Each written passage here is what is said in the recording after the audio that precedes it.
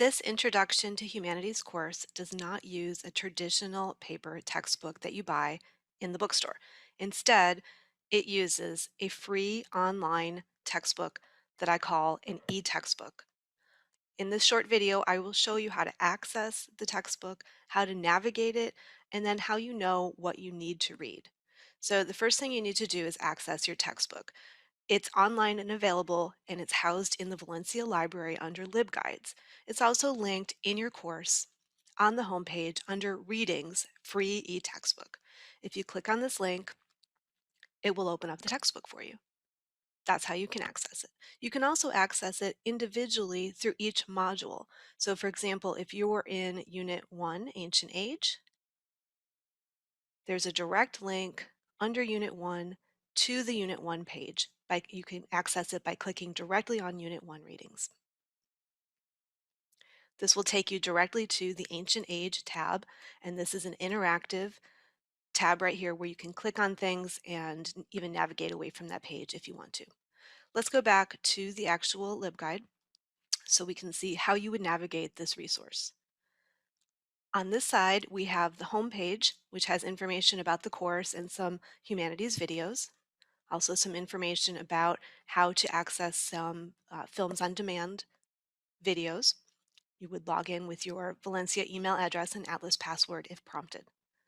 Most of the course can be found under time periods. We also would spend some time on major world religions, with each of these subtabs, and then we have some additional resources for art, themes in humanities, books about the arts, and then a tutorial about citations and plagiarism.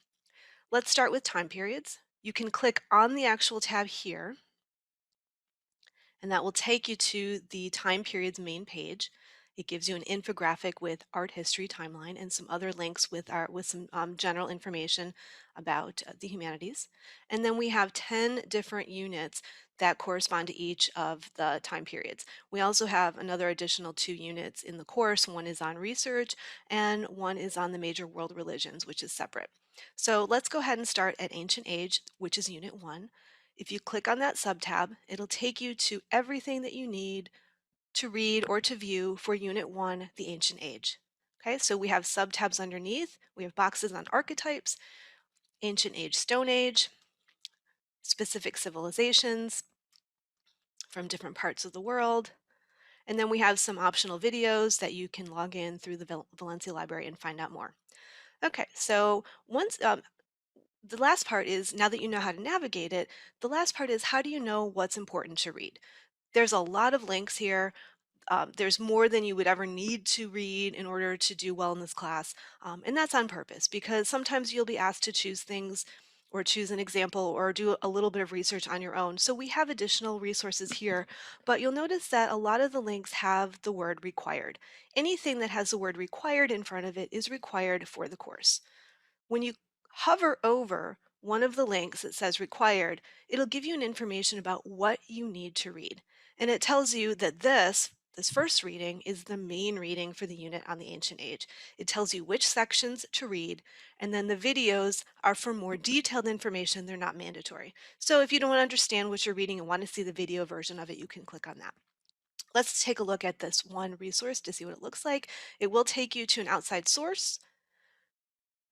And then based on what it told you in this tab, it'll tell you exactly what you need to read, right? So you can read this section.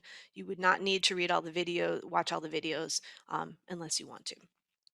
Okay, so let's look down. We have another required resource here. It gives you a guided reading question so you can know what to focus on as you're reading. Okay, and then notice there's a lot of tabs here that don't, a lot of links that do not have the word required. Well, if you need to find out more information about something, or maybe one of the websites is not working well that day, there are alternative websites that a lot of it has the same information or an alternative perspective, or there's different examples. So those are optional that you can click on if you want to. Okay, so we go down to Mesopotamia, Indus Valley. Okay, the reading on Stonehenge, basically you need to know where it is, how old it is, and what was its purpose. So you'd click on that link and read that. Okay, and lots of other additional links.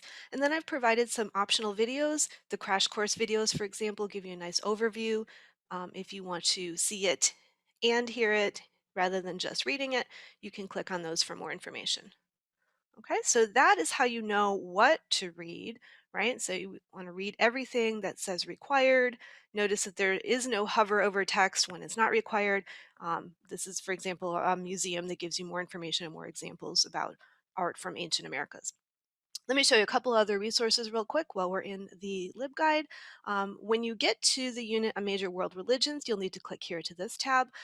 This unit is a little different because we do have some choice here. Basically, you're learning an overview for this unit of these 5 major world religions.